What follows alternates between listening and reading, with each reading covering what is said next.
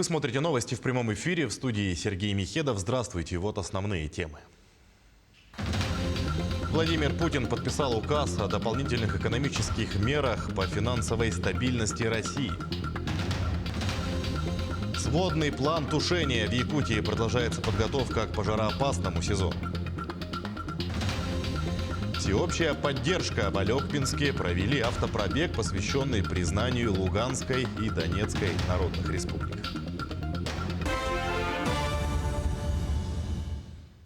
Владимир Путин подписал указ о дополнительных экономических мерах по финансовой стабильности России. В нем содержатся решения, которые касаются вывоза иностранной валюты из страны, а также устанавливается особый порядок сделок с иностранцами.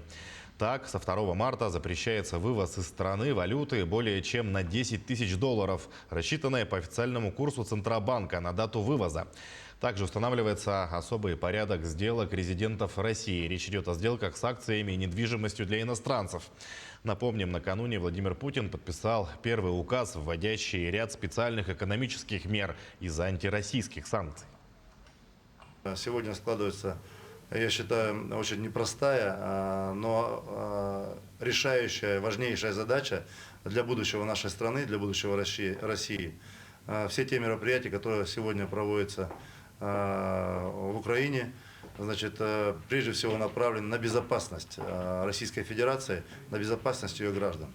Я уверен, что это все скоро закончится и наша жизнь войдет в нормальное русло. Меры для поддержки экономики региона в условиях санкций готовят в Якутии. План по обеспечению устойчивого функционирования системообразующих предприятий разработают по поручению Айсена Николаева. Об этом сообщил премьер-министр Андрей Тарасенко на совещании по вопросу поддержки экономики. Особое внимание уделят промышленности и транспортной отрасли. Для принятия оперативных мер в республике возобновили оперштаб по восстановлению темпов экономического роста, который был создан в начале пандемии. Кроме того, планируют пересмотреть все планы правительства Якутии в части оптимизации внешних и дорогостоящих мероприятий. Банки начали повышать ставки по вкладам и накопительным счетам вслед за скачком ключевой ставки. Напомним, на внеплановом совещании Центробанк из-за нестабильности финансовых рынков на фоне санкций Запада повысил ключевую ставку в 2 раза, до 20%. Это стало абсолютным рекордом за всю историю жилищного кредитования. Подробности в материале Ульяны Шагин. В риэлторских конторах немноголюдно. Банки, риэлторы и клиенты все в ожидании. Ставки за ипотечные продукты начали ползти вверх по кривой. Причиной тому стал скачок ключевой ставки Центробанка. Мы на рынке с 2012 года. Не первый кризис. Но, тем не менее, таких ставок, как на сегодня, никогда не было. Напомним, 28 февраля Банк России повысил ключевую ставку до рекордных за всю историю рынка 20%. До этого ключевая находилась на уровне 9,5% годовых. Свое решение в Центробанке объяснили кардинальным изменением условий для российской экономики. При этом своего максимума ключевая достигла в 2014 году, когда составила 17%. Вслед за Центробанком ставки по ипотеке в Сбербанке выросли до 18,6%. В других коммерческих банках ситуация схожая. У нас потребительские кредиты начинаются от 25 годовых. Мы ставки изменили сегодня. По ипотеке у нас ставки от 22% годовых. Но каждый делает свой выбор. Мы, в принципе, видим, что интерес есть. Однако, я думаю, что ключевая ставка через какое-то время придет в норму, соответственно, ставки уже будут гораздо ниже. В принципе, это направлено на то, чтобы увеличить стоимость денег, чтобы предотвратить инфляцию и экономические шоки. Поэтому я думаю, что в скором времени ситуация нормализуется. Если Сбербанк увеличил ставки по ипотеке на вторичное жилье до 18,6%, то ВТБ пока еще думают. Здесь ставка составляет по последнему росту 16,2%. В Росбанке и Алмаз-Эргейнбанке ставка выросла с сегодняшнего дня до 22,5%. Остальные коммерческие банки, такие как АТБ, Промсвязьбанк, Открытие, Совком и Россельхозбанк, пока приостановили выдачу ипотеки и даже не подписывают уже одобренные. положительные. Но есть и хорошие новости. Ставки по дальневосточной ипотеке остаются на прежнем уровне. Это 0,01%. Для банков и агентств сейчас это единственная возможность привлечения клиентов. Ну, под 22,5%, ну и даже под 16,2%, думаю, не так много будет желающих. Но дальневосточная ипотека, господдержка это 6,49%. Это на новостройки, без ограничений по возрасту и так далее, без прописки и так далее. И вторая программа – это семейная для семей с детьми с 2018 года. Там у них ставка идет от 4,5. То есть вот эти ставки сейчас будут актуальны как никогда, я думаю.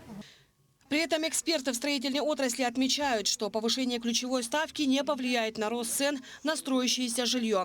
Об этом говорили и на открывшемся пленарном заседании Российской строительной недели.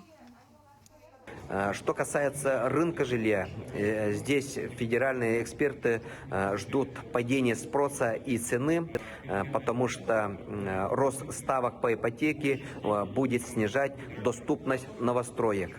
И рынок жилья в нашей стране находится в рублевом секторе, и поэтому резкие скачки курса доллара не будут влиять на рост цены.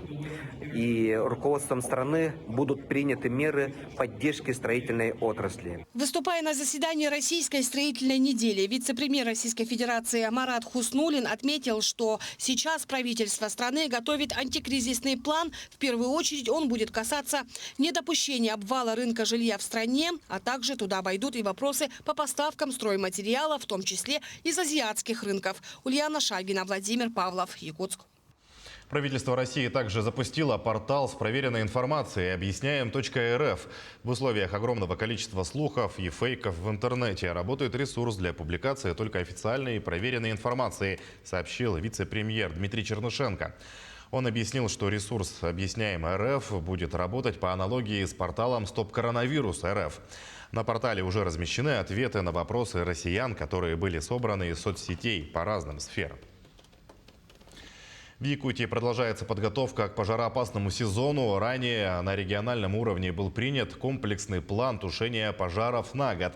Сегодня стоит задача по утверждению теперь уже сводного плана тушения лесных пожаров, по которому определяются силы и средства. Наличие такого документа требует Лесной кодекс России.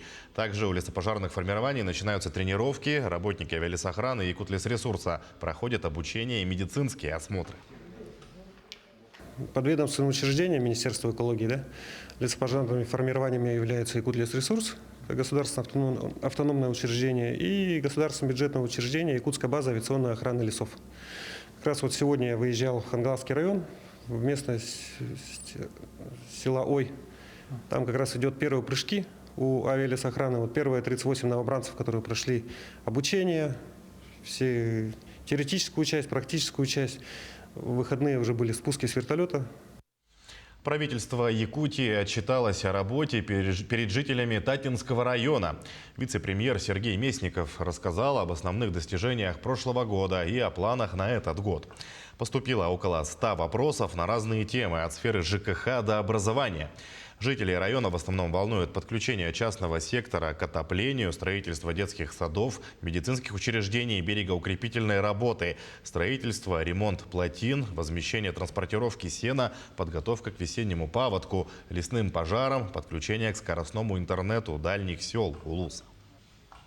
В первую очередь вопросы жилищно-коммунального хозяйства, подключение частного сектора к централизованному отоплению, строительство социальных объектов. У нас, кстати, очень много деревянных школ, деревянных садиков.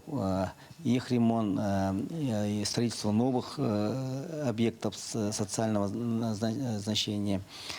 Вопросы связи, вопросы строительства дорог, обеспечение лекарством. И будем дальше работать с правительством, с исполнительной властью в реализации этих проблемных вопросов.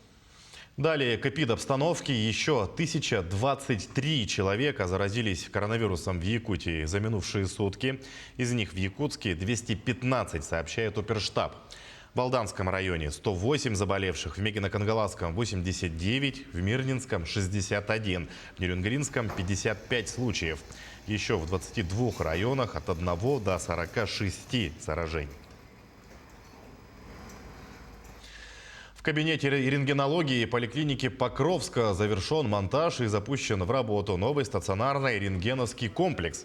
Как отметил главный врач Хангаласской центральной больницы Нюргун Степанов, результаты исследования на новом аппарате доступны практически сразу. Оборудование предназначено для проведения всех видов рентген-исследований и рассчитано на 2 автоматизированных рабочих места. Аппарат имеет сенсорную панель, передает изображение сразу на компьютер. Современные цифровые возможности аппарата значительно сокращают время проведения исследования и ожидания результата. Высокотехнологичное оборудование приобретено благодаря нацпроекту здравоохранения. Всего у нас предполагается к замене 3 аппарата. Вот это первый стационарный аппарат, который мы заменяем. Он установлен в поликлинике Хангаласской ЦРБ. Аппарат очень современный, работает в автоматическом режиме, что облегчает работу персонала. Например, все настройки аппарата, дозу излучения и так далее не надо вручную регулировать. Там есть автоматические программы в зависимости от локации, значит, да, от той части тела, которую предполагается снимать. В Алекминске провели автопробег, посвященный признанию Луганской и Донецкой народных республик. 13 автомашин, украшенных флагами России, проехали по городу. Встретив стройную колонну, жителей приветствовали участников пробега. Автопробег, посвященный признанию Луганской и Донецкой народных республик, финишировал к вечеру. Инициативу Национального центра культуры «Гармония» поддержали. Автопробег «Мое государство». У нас сегодня пришло очень много машин, людей, которые пришли поддержать. Машины взяли, каждый взял флаг Российской Федерации. Раздаем георгиевские ленты. Ну и думаю, что к нам еще присоединятся алекминчане. Сбор был объявлен на стеле Алекминск, где ребята надежно укрепляли флаги России на своих авто. На одной из машин был установлен динамик с трансляцией патриотических песен.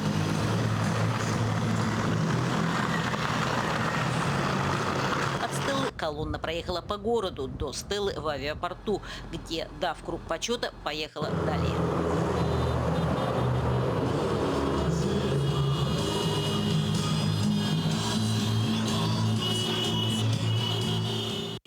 На пути некоторые авто решили поддержать ребят, присоединившись к стройной колонне. Елена Фаст, Максим Копылов, Алекминск. Обзор основных событий мы продолжим на канале Якутия-24. Оставайтесь с нами.